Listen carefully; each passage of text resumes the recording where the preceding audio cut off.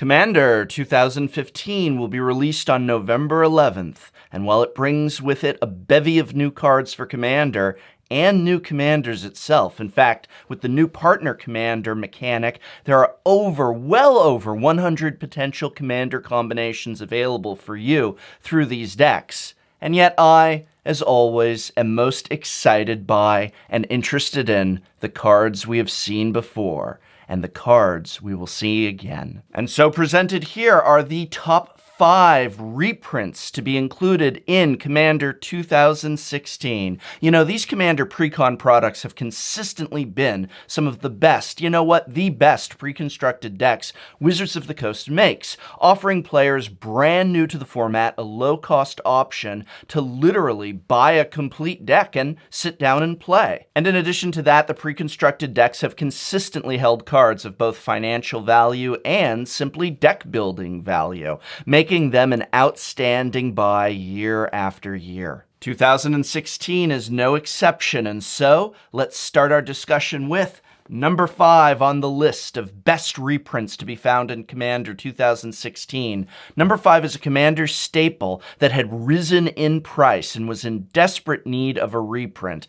And that, of course, you know this one. It's Chromatic Lantern. Chromatic Lantern is an artifact that costs 3 and reads, lands you control have, tap, add 1 mana of any color to your mana pool. And Lantern also just taps for 1 mana of any color to your mana pool. This card is mana fixing incarnate. No commander deck in 3, 5, or now 4 colors should not be running this. And most 2-color decks like to run a copy just to be safe. With Lantern in play, you not only get a mana rock that produces any color of mana, but also you transform all your lands into producers of any color of mana, fixing all your needs. Lantern has risen in price dramatically due to this high demand, and its inclusion here is a much-needed answer to that rise. My only problem, and the reason it's low on the list, is that Lantern is not included as a one-of in each deck. They gave that honor yet again to Sol Ring. So if you want to get Chromatic Lantern, you'll need to purchase Entropic Uprising.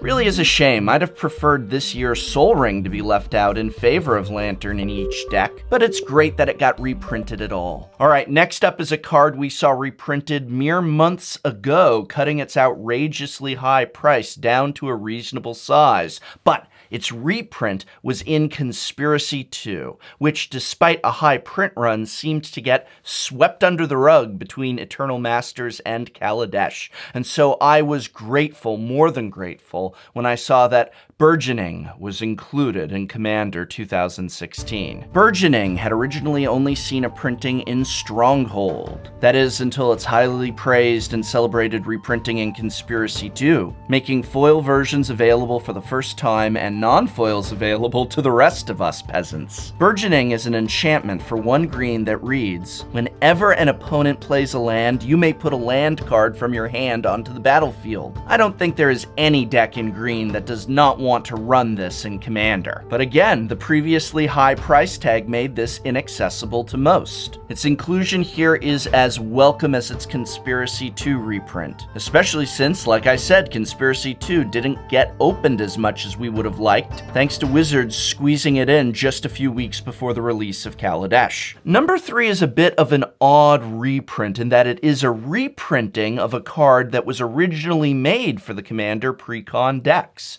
Although this card has never appeared in any block sets, the low print run of the first batch of Commander precons meant that it commanded a very high price for those in green who wished to go on a collective voyage.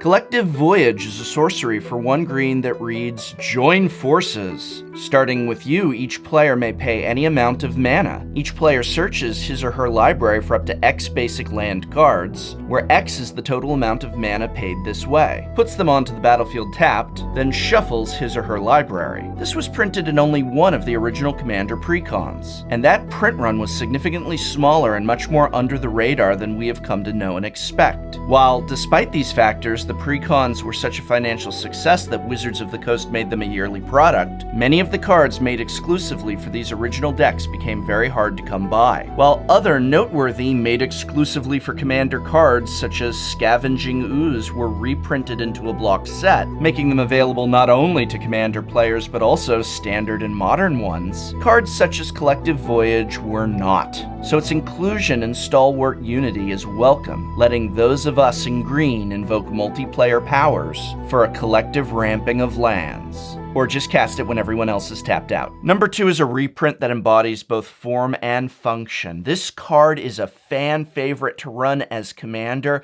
but also frequently included in, well, nearly every Esper, Jeskai, or Azorius Commander deck. That card, of course, is Hana, Ship's Navigator, and not only has it been reprinted, but with the amazing artwork of Therese Nielsen. Hana, Ship's Navigator, is a classic EDH commander, costing 1 white, 1 blue, and 1 mana of any color for a 1/2 legend that reads, spend 1 white, 1 blue, and 1 any color mana and tap. Return target artifact or enchantment card from your graveyard to your hand. This is abusable, both as one of the 99 and of course as Commander, especially when you consider cards such as Mindslaver, Wormcoil Engine, and Opalescence. While Hana never commanded a high price tag, the printing of a judge foil featuring the artwork of legendary MTG artist Therese Nielsen soon became the overwhelmingly desired yet highly unobtainable artwork. Its reprinting here is a huge boon to collectors and Commander players, who care greatly about the art and expression of their cards, which is most of us. Hana is included in the Invent Superiority deck, which is an apt title for how many of us will feel when we finally get our hands on this chase artwork. And coming in at number 1, it's a tie.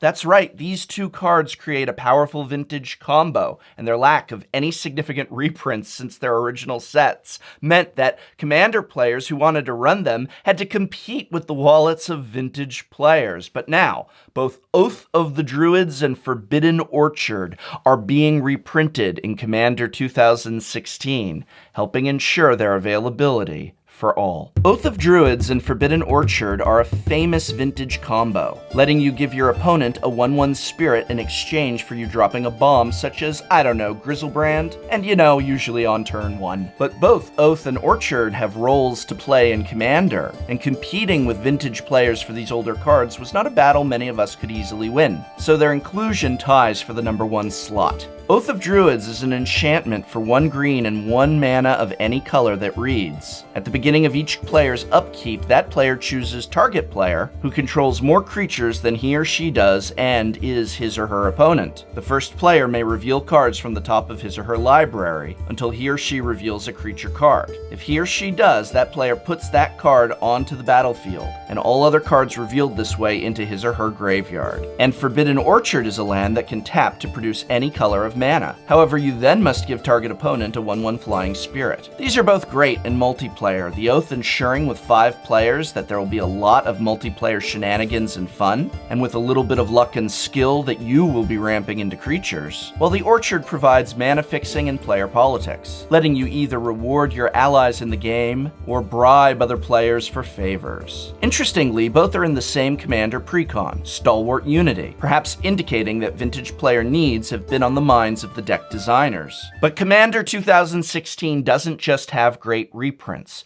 There's also a bevy of exclusive made for Commander cards that will be appearing here for the first time. Which of these exclusive brand new Commander cards are you most excited for getting your hands on, and why? Let me know in the comments below. And remember, you can't play Commander, you can't play Magic the Gathering at Target or Walmart. So when you're buying your Commander precons, when you're buying booster packs, when you're buying products for this great game, when it is possible, when it is reasonable, try and spend that money at your local game store. You're supporting your Magic community. And this video, as well as all my videos, has been brought to you thanks to the generous support of patron alums over at Patreon. Right now, donations of $10 will receive a signed card from me in the mail to you anywhere in the world.